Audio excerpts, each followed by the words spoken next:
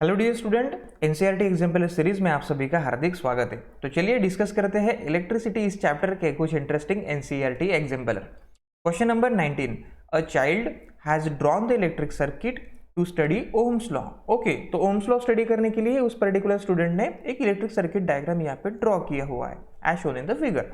His teacher told that the circuit diagram needs correction. Okay, तो यहाँ पे कुछ मिस्टेक्स उस स्टूडेंट ने कर दी है, तो स्टूडेंट ने सजेस्ट किया है कि there should be some corrections. Study the diagram and redraw it after making all correction. Okay, तो हमें उस डायग्राम को स्टडी करना है और उसके बाद में उसको अच्छी तरीके से रीड्रॉ करना है और सारे करेक्शन हमें उसमें ठीक से कर देने हैं। चलिए देखते हैं स्टूडेंट ने डायग्राम किस तरीके से ड्रॉ किए और क्या करेक्शन हम लोग यहाँ पे देख सकते हैं। तो यहाँ पे अगर हम लोग बैटरी लगाई हुई है, एमीटर वोल्ट मीटर है ना, रजिस्टर भी है and the flow of current दिख रहा है हमें और की लगाई हुई यहाँ पे दिखाई दे रही है। तो चलो सबसे पहला करेक्शन देखते हैं कि वोल्ट मीटर एमीटर यहाँ पे जो लगाए हुए हैं वो प्रॉपर नहीं लगाए। Voltmeter the potential difference between two points measure करता है, so it always connected in parallel. Please note this thing, voltmeter जो होता है वो ऑलवेज पैरेलली कनेक्ट कर दिया जाता है। उसके अलावा ये जो एमीटर होता है वो इलेक्ट्रिक करंट मेजर करता है, so it should be always connected in series. Please note this thing, है ना। तो जो कि यहाँ पे इनकरेक्ट मीन्स लगाए हुए हमें दिखाई दे रहे हैं। तो सबसे पहला करेक्शन वोल्ट मीटर और एमीटर से रिलेटेड हम लोग यहाँ पे देख रहे हैं। दूसरा करेक्शन भी फाइंड आउट करते हैं है या नहीं। रजिस्टर के बारे में, रजिस्टर तो हम लोग सीरीज में भी लगा सकते हैं, पैरेलल लगा सकते हैं, कोई प्रॉब्लम नहीं। की का भी वैसे ही है, नो प्रॉब्लम। उसके बाद में बैटरी का यहाँ पे देखते हैं कोई प्रॉब्लम है क्या। तो yes there is a problem. तो बैटरी का जब भी हम लोग सिंबल ड्रॉ करते हैं तब कैसे होता है कि battery is a group of cells. तो ग्रुप ऑफ सेल्स कनेक्ट कैसे करते हैं हम लोग, पहले सेल का पॉजिटिव और दूसरे सेल का नेगेटिव, या फिर पहले सेल का नेगेटिव उसको दूसरे सेल का पॉजिटिव, इस तरीके से हम लोग अरेंज करते हैं।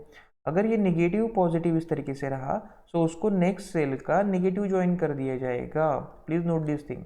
और इसको भी अगर नेक्स्ट सेल कनेक्ट करना है तो इसको भी यहाँ पे नेक्स्ट सेल का नेगेटिव और उसके बाद में पॉजिटिव। तो इस तरीके से ये होना चाहिए तो कुछ, लेकिन यहाँ पे अगर आप लोग देख रहे हो तो यहाँ पे ये जो दोनों लाइन्स है वो पॉजिटिव की दिखाई दे रही है। तो हम लोग कभी भी जो सेल्स होते हैं है ना, तो इस तरीके से नहीं लगाते। मीन्स हम लोग पॉजिटिव टर्मिनल को पॉजिटिव टर्मिनल से नहीं लगाते। सेल कभी भी कैसे लगता है बैटरी फॉर्म करने के लिए, निगेटिव टर्मिनल को पॉजिटिव टर्मिनल से कनेक्ट कर दिया जाता है कुछ इस तरीके से, है ना, इस तरीके से लगाते हैं सेल्स। तो बैटरी का जो सिंबल यहाँ पे ड्रॉ है वो भी इनकरेक्ट है। तो सिंबल ऑफ बैटरी हम लोग करेक्ट कर सकते हैं।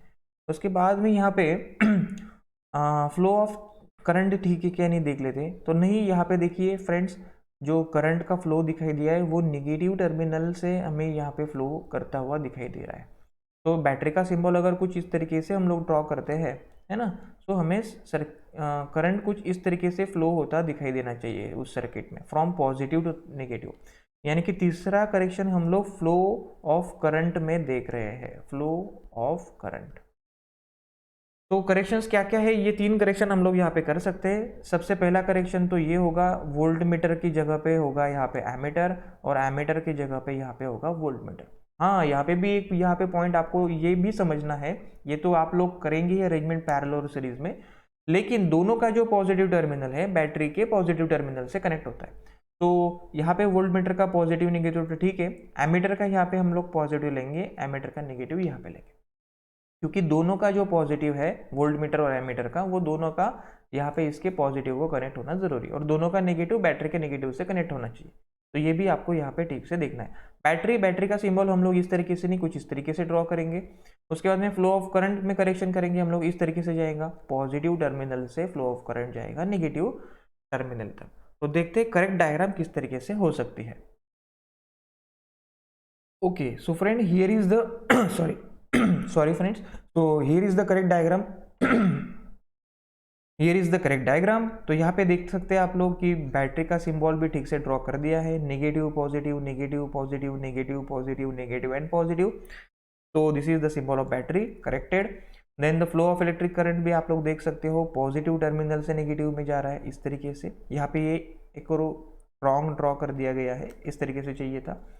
ये सेकेंड करेक्शन हो गया। और एमीटर वोल्ट मीटर का भी देखिए, एमीटर लग गया है अभी सीरीज में, वोल्ट मीटर लग गया है पैरेलल, और दोनों का सिंबल प्लीज ठीक से चेक कीजिए। दोनों का जो पॉजिटिव टर्मिनल है towards the positive terminal of battery, और दोनों का जो नेगेटिव टर्मिनल यहाँ पे आप लोग देख रहे हो वो towards the negative terminal of the battery है। तो ये तीनों करेक्शन हम लोगों ने कर दिए हैं। Now the diagram is corrected.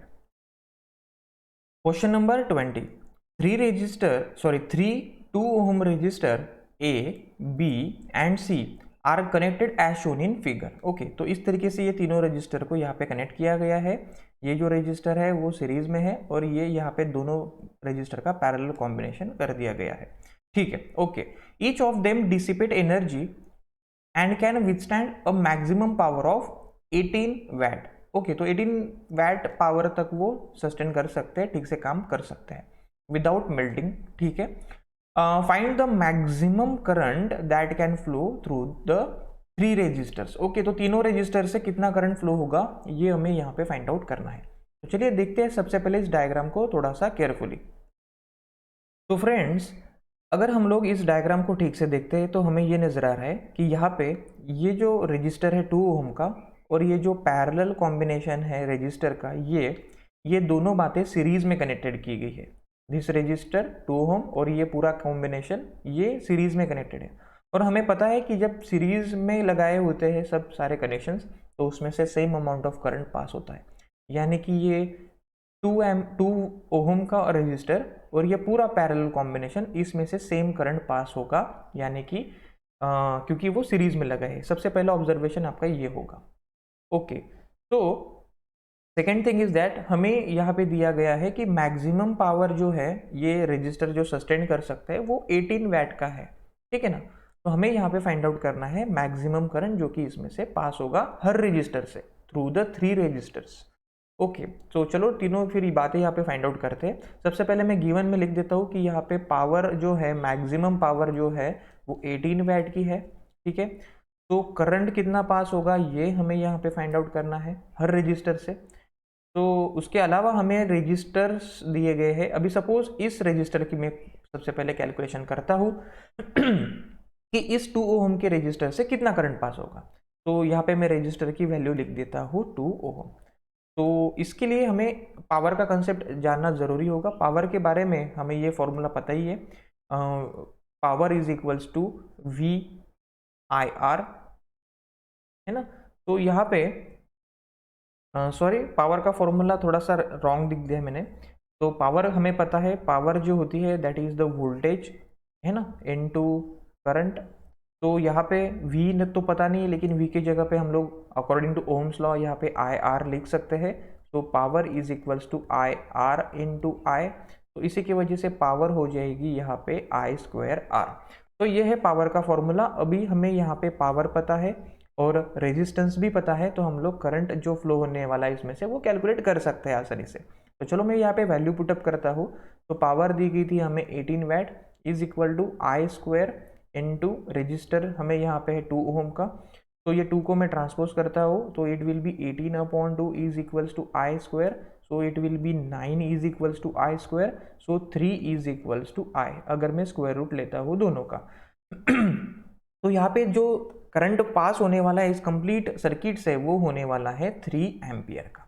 तो इस जो पहला वाला रजिस्टर है A, तो A रजिस्टर से यहाँ पे पास होगा 3 एम्पियर का करंट। अभी रहा सवाल इन दोनों का।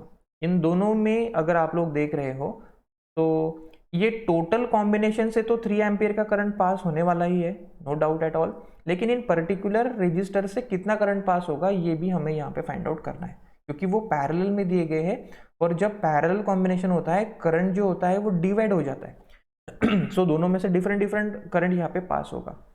तो डिफरेंट पास होता है यहाँ पे, तो दोनों 2 ओम के हमें दिखाई दे रहे हैं। So let's calculate it. तो यहाँ पे फ्रेंड्स जो हमें इसका सबसे पहले ना टोटल रेजिस्टेंस फाइंड आउट करना होगा, या फिर हमारे पास एक दूसरी मेथड भी है। दोनों का अगर हम लोग ठीक से सोचते हैं तो दोनों का जो पोटेंशियल डिफरेंस है ना वो तो सेम होगा, because they are connected in parallel. तो पैरेलल में पोटेंशियल डिफरेंस सेम होता है।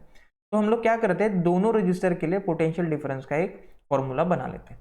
तो पोटेंशियल डिफरेंस का हमें पता ही है, दैट इज IR, है ना। तो यहाँ पे मैं इसको रेजिस्टेंस 1 कह देता हूँ।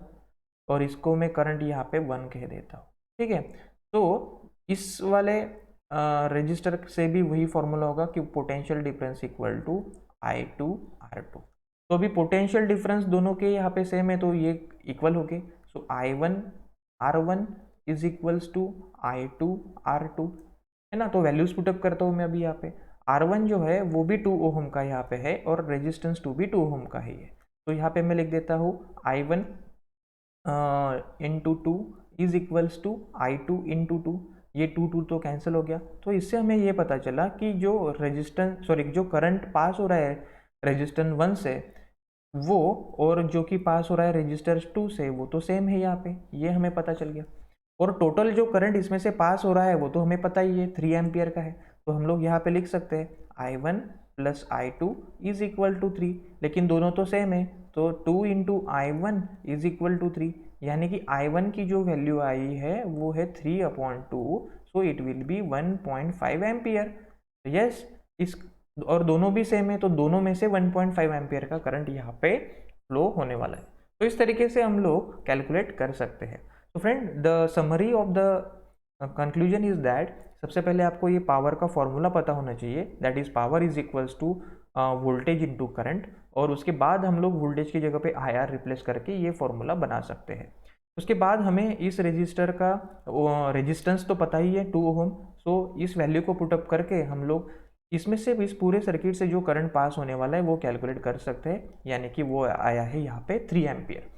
तो करंट तो 3 एम्पियर पास हो रहा है ये तो पता चल गया, इस रजिस्टर से भी उतना ही पास होगा, लेकिन यहाँ पे ये दोनों जो पैरेलल कॉम्बिनेशन पे लगाए गए हैं उसमें से कितना पास होगा वो हमें फाइंड आउट करना होगा क्योंकि अगर पैरेलल कॉम्बिनेशन है तो दोनों में से डिफरेंट करंट पास होगा। तो यहाँ पे 2 ओम की रजिस्टर जो है पैरेलली कनेक्ट कर दिए गए। तो ऐसे समय में क्या करना है, अगर आपको दोनों में कितना करंट पास हो रहा है ये फाइंड आउट करना है तो आप लोग यहाँ पे एक लॉजिक ये भी यूज कर सकते हो कि दोनों का पोटेंशियल डिफरेंस जो है वो सेम है, तो हम लोग पोटेंशियल डिफरेंस का एक फॉर्मूला बना सकते हैं इस तरीके से, फॉर रजिस्टर 1, फॉर रजिस्टर क्या है उसका नाम B, and for register C। इस तरीके से बना लो।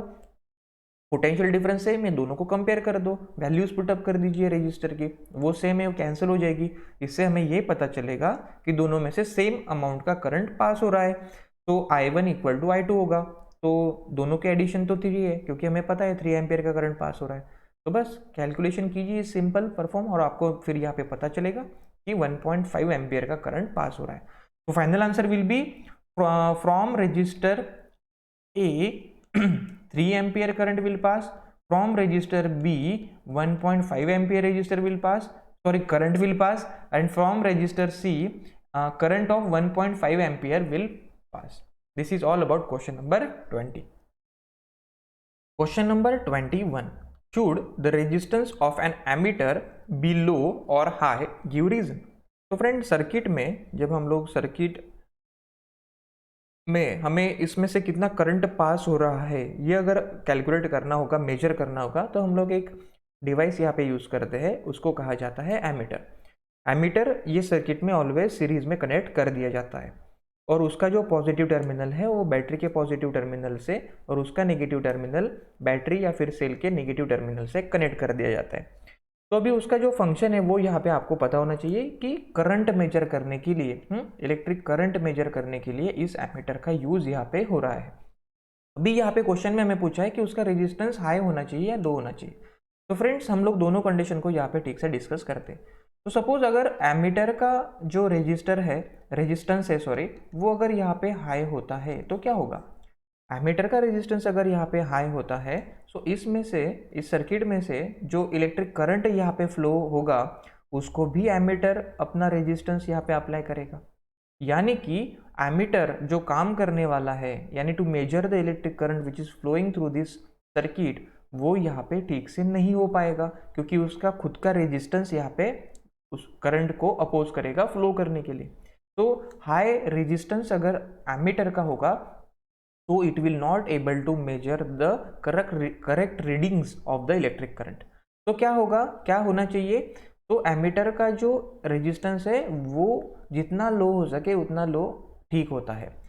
तो लो अगर रेजिस्टेंस होगा एमीटर का तो वो इलेक्ट्रिक करंट को लो अपोज करेगा फ्लो होने के लिए, और जिससे कि वो करेक्ट रीडिंग ले सकेगा जो कि करंट इसमें से पास हो रहा है।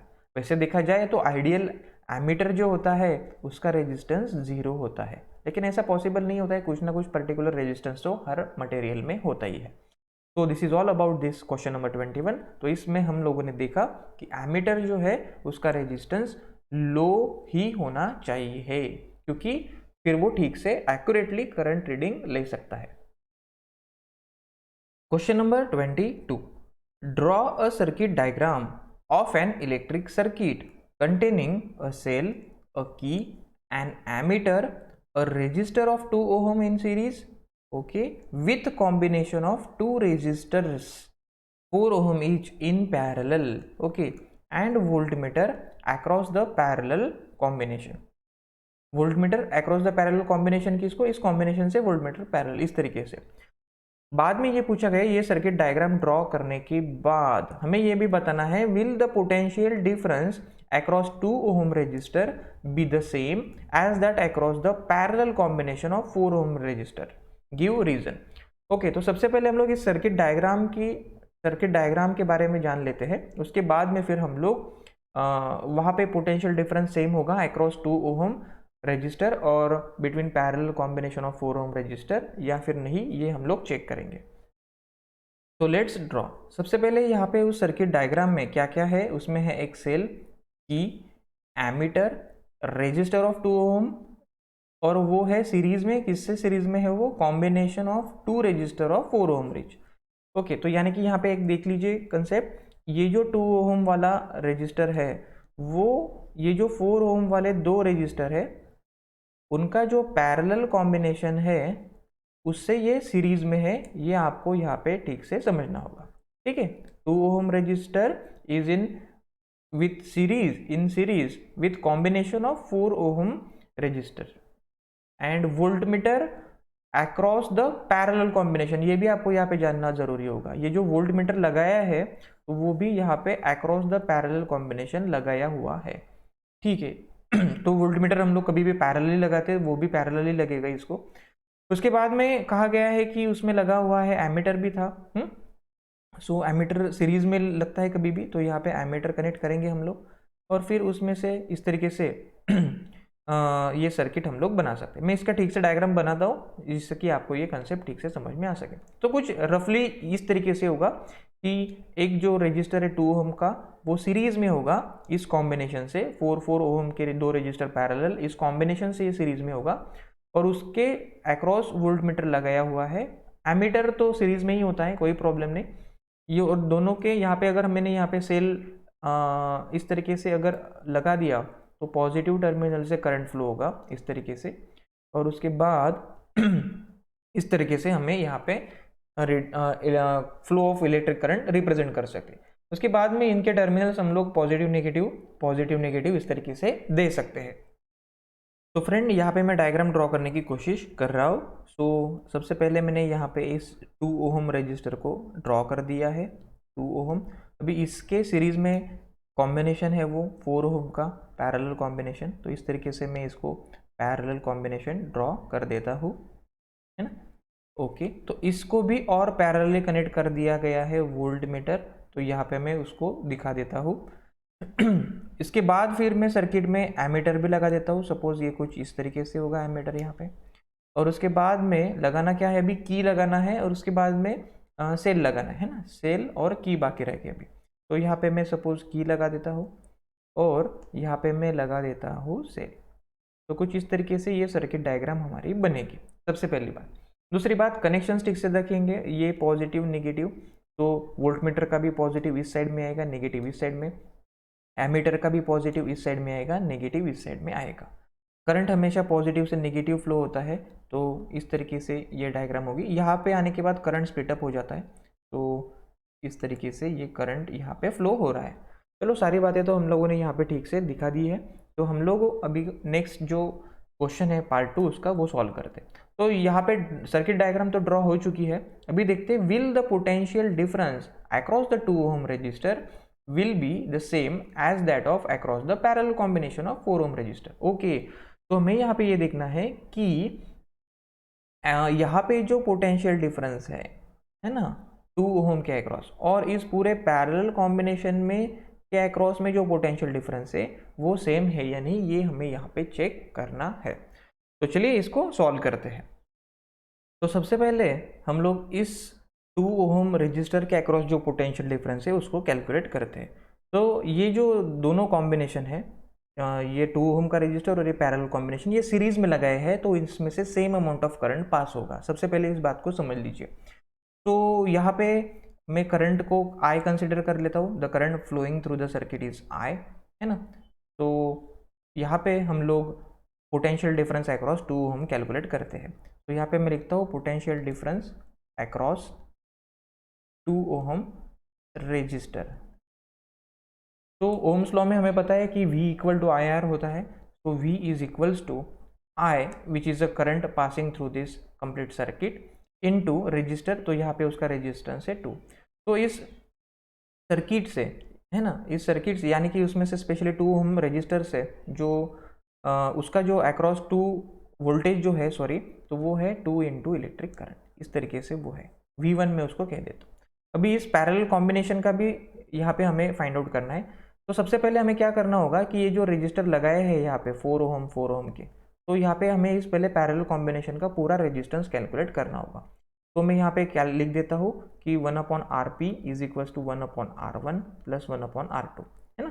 पैरेलल कॉम्बिनेशन में जब रहता है कॉम्बिनेशन, तो यहाँ पे इस तरीके से इस फॉर्मूला से हम लोग टोटल रेजिस्टेंस फाइंड आउट करते हैं। So 1/RP is equals to 1/4 plus 1/4, क्योंकि दोनों 4 ओम के थे, तो 1/RP is equals to 2/4। So 1/RP is equals to 1/2। So RP is equals to 2 ohm, यानी कि इस पैरेलल कॉम्बिनेशन का टोटल जो रेजिस्टेंस है वो 2 ओम का है। ये तो नज़र आ गया। तो हम लोग उसके अक्रॉस कितना पोटेंशियल डिफरेंस है ये फाइंड आउट कर सकते हैं, यानी कि V2 is equals to IR2। तो IR2 यानी कि ये पूरा R2 लिखने से अच्छा RP लिखिए हम लोग, पैरेलल कॉम्बिनेशन का पूरा रेजिस्टेंस। तो V2 is equals to I into, अभी ये आया है यहाँ पे भी 2, तो ये आया है 2। तो V2 यानी कि पोटेंशियल डिफरेंस जो है यहाँ का, तो वो भी है 2 इंटू I।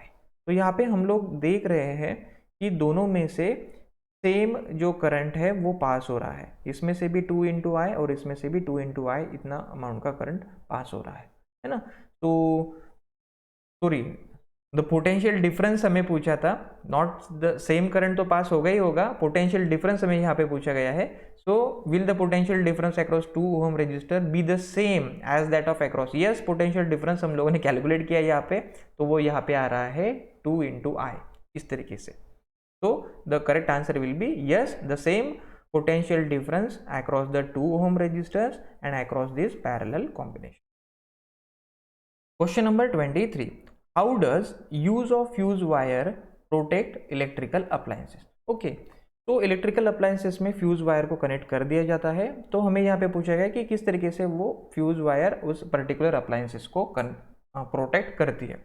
सबसे पहले ये जान लेते हैं कि सपोज ये कोई भी इलेक्ट्रिकल अप्लायंसेस यहाँ पे है, इसमें से करंट पास हो रहा है फॉर इट्स वर्किंग। तो अगर इलेक्ट्रिकल अप्लायंस से मैक्सिमम उसकी जो लिमिट है उससे ज़्यादा अगर करंट पास हो रहा होता है ना, if the maximum current is passing through this electrical appliances, then what happens, then because of high energy, heat energy ज़्यादा प्रोड्यूस होती है, तो उसके बीच में जो इलेक्ट्रिकल कंपोनेंट्स है वो एक तो मेल्ट हो सकते हैं, या फिर वो इलेक्ट्रिकल अप्लायंसेस जो है वो बर्न भी हो सकता है, जल सकता है, because of that heat produce.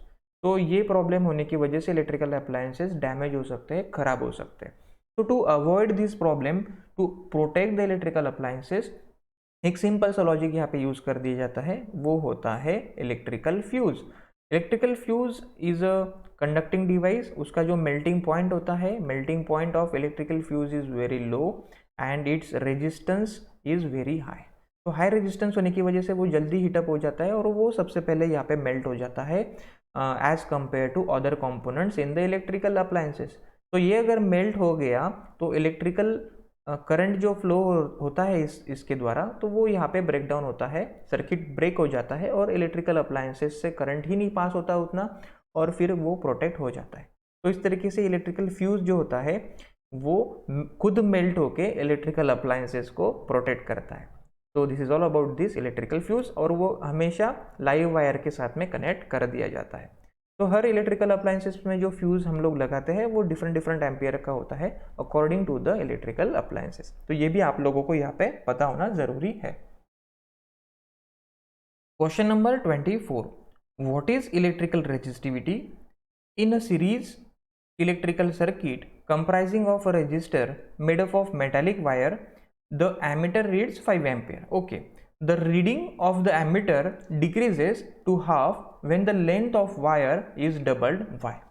Okay, तो सबसे पहले हमें यहाँ पे एक इलेक्ट्रिकल रेजिस्टिविटी के बारे में पूछा गया है। उसके बाद में एक सिंपल सा क्वेश्चन दिया गया है कि उस क्वेश्चन में दिया गया था कि सीरीज में सपोज यहाँ पे एक मेटालिक वायर लगाई हुई है, सपोज ये सर्किट है हमारा और ये वायर होगी कुछ तरीके से, और वहाँ पे अगर हम लोग रीडिंग लेते हैं एमीटर में तो हमें रीडिंग मिलता है 5 एम्पियर करंट इसमें से फ्लो हो रहा है। लेकिन अगर इस वायर की जो लेंथ है वो डबल कर दी जाती है ना, तो अगर हम लोग एमीटर में रीडिंग देखते हैं तो हमें ऑलमोस्ट हाफ नज़र आता है, यानी कि 2.5 एम्पियर का नज़र आ रहा है। तो हमें यहाँ पे पूछा गया है कि वायर की लेंथ डबल करने से जो इलेक्ट्रिक करंट है ना, वो हाफ क्यों हो गया, ये भी हमें यहाँ पे पूछा गया है। तो चलिए डिस्कस करते हैं इस क्वेश्चन को। तो फ्रेंड्स, सबसे पहले जानते हैं इस इलेक्ट्रिकल रेजिस्टिविटी के बारे में। तो इलेक्ट्रिकल रेजिस्टिव आप सभी को पता है कि जो भी कंडक्टर होते हैं उसमें इम्प्योरिटी कुछ ना कुछ प्रेजेंट होती है, जिसकी वजह से फ्लो ऑफ इलेक्ट्रिक करंट को अपोज होता है, जिसको कि हम लोग रेजिस्टेंस ऐसा कहते हैं। यानी कि इलेक्ट्रिकल करंट कब फ्लो होगा, जब उसमें ज़्यादा फ्री इलेक्ट्रॉन वहाँ पे होंगे तब। अगर ज़्यादा फ्री इलेक्ट्रॉन्स होते हैं तो वो गुड कंडक्टर, कम फ्री इलेक्ट्रॉन्स होते हैं वो थोड़ा सा उसकी कंडक्टिविटी कम होती है। तो यहाँ पे हर मटेरियल में जो होते हैं ये number of free electron different different होते हैं। सो इसी की वजह से इलेक्ट्रिकल रेजिस्टिविटी जो होती है वो पर्टिकुलर मटेरियल की कैरेक्टरिस्टिक्स प्रॉपर्टी होती है। It is the characteristics property of material, please note this thing.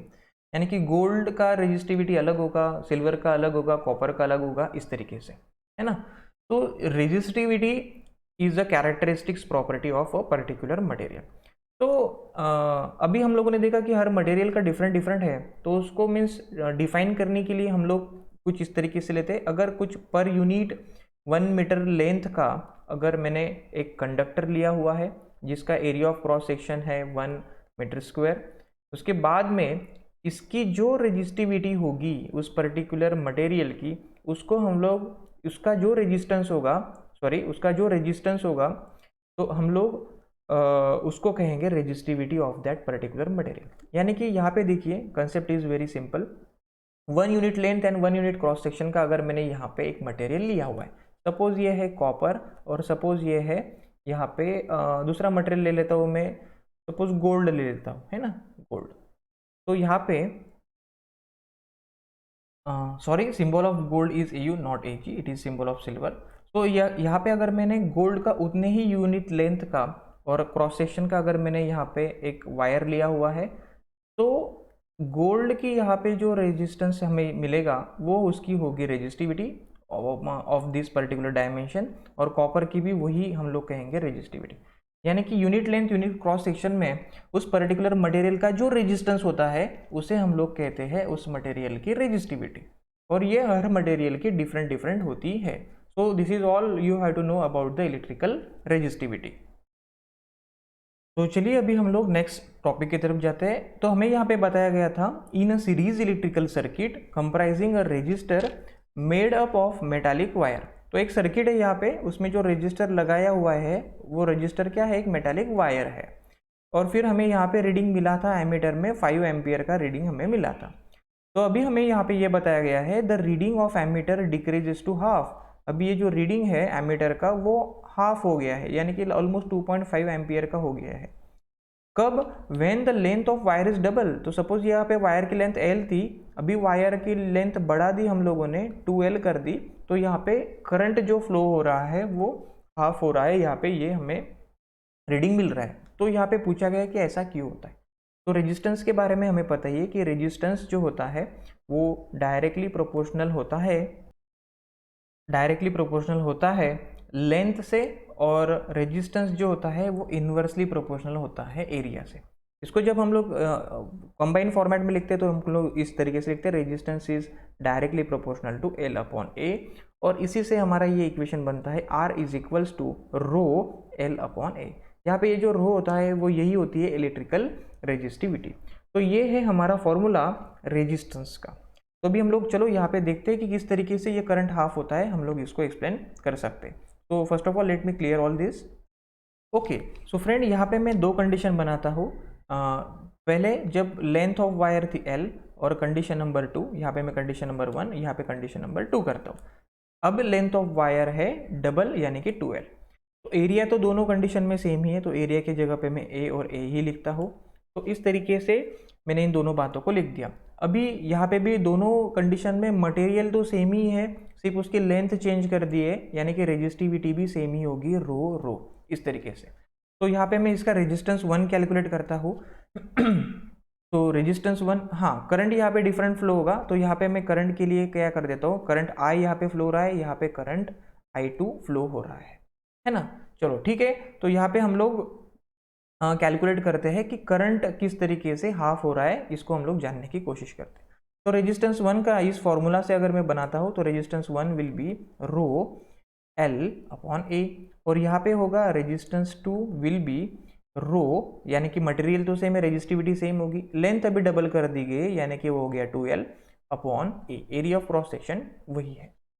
तो यहाँ पे मैं सबसे पहले रेजिस्टेंस फाइंड आउट करता हूँ। तो रेजिस्टेंस का मैं रेशो फाइंड आउट करता हूँ कि कितने रेजिस्टेंस मीन्स किस तरीके से चेंज हो रहा है। तो R1 अपॉन R2 अगर मैं करता हूँ सो ये होगा rho L upon A divided by rho 2L upon A, है ना। सो R1 अपॉन R2 अगर मैं करता हूँ तो यहाँ पे देखिए फ्रेंड्स कि रो तो कैंसिल हो गया। अभी इसको मैं रेसिप्रोकल करता हूँ, L अपॉन ये तो हो गया और ये हो गया A अपॉन 2L। तो A यहाँ पे कैंसिल हो गया, L यहाँ पे कैंसिल हो गया। तो हमें मिला है R1 upon R2 is equals to 1 upon 2, है ना। इसको ट्रांसपोज करता हूँ मैं और R2 को भी ट्रांसपोज करता हूँ तो हमें मिलता है R2 is equals to 2R1। ये इक्वेशन हमें यहाँ पे मिल गया। ओके, तो यानी कि जो रेजिस्टेंस 2 है वो पहले से डबल हो गया है अभी। तो चलो देखते करंट किस तरीके से होगा फिर। सो सपोज इस कंडीशन में करंट क्या होगा, हमें ओम्स लॉ ने बताया कि V is equals to IR होता है। सो करंट अगर चाहिए तो R इधर ट्रांसपोज होगा। सो I1 क्या होगा, I1 होगा V अपॉन R1, है ना। इस तरीके से यहाँ पे करंट मिलेगा हमें। इस कंडीशन नंबर 2 में अब अगर हमें चाहिए करंट 2, तो पोटेंशियल, दोनों कंडीशन में पोटेंशियल डिफरेंस में कोई चेंजेस नहीं है तो V ही लिखता हूँ मैं यहाँ पे, अपॉन क्या होगा R2 होगा। तो अभी जस्ट हम लोगों ने प्रूफ किया कि R2 की वैल्यू डबल ऑफ R1 है, तो यहाँ पे मैं 2R1 लिख सकता हूँ।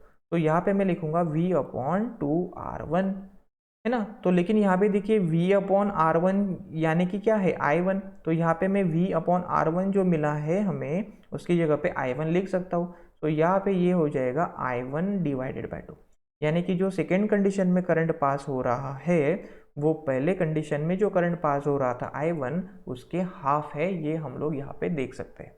तो इस तरीके से आपको इस सारे प्रोसेस को ठीक से समझना है, ठीक है। तो this is all about question number 24। Question number 25, what is the commercial unit of electrical energy, represent it in terms of joule. तो फ्रेंड कमर्शियल यूनिट जो है इलेक्ट्रिकल एनर्जी का तो वो होता है 1 किलोवाट आर, है ना, जिसको कि हम लोग यूनिट भी कहते हैं। तो 1 kilowatt hour is the commercial unit of electrical energy, और हमें क्या करना है, we have to represent it in terms of joule. Okay, तो जूल में हम लोग वो इसको एक्सप्रेस करना है। तो चलो 1 बाय 1 हम लोग इसको समझने की कोशिश करते हैं। तो यहाँ पे 1 किलोवाट जो है उसको हम लोग वैट में अगर कन्वर्ट करते हैं तो 1 किलोवाट यानी कि 1000 वैट होता है। तो मैं इसको कुछ इस तरीके से लिखता हूँ 1000 वैट इंटू आर, तो मैं यहाँ पे आर लिख देता हूँ, ठीक है, इंटू आर।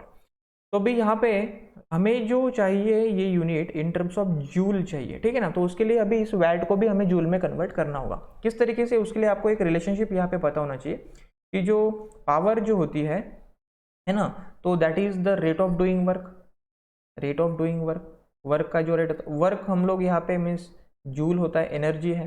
तो उसके बाद में टाइम का जो यूनिट है वो है सेकेंड। तो हम लोग 1 वैट इसको 1 जूल पर 1 सेकेंड इस तरीके से लिख सकते हैं। ओके, सो ये नॉलेज आपको यहाँ पे होना ज़रूरी है।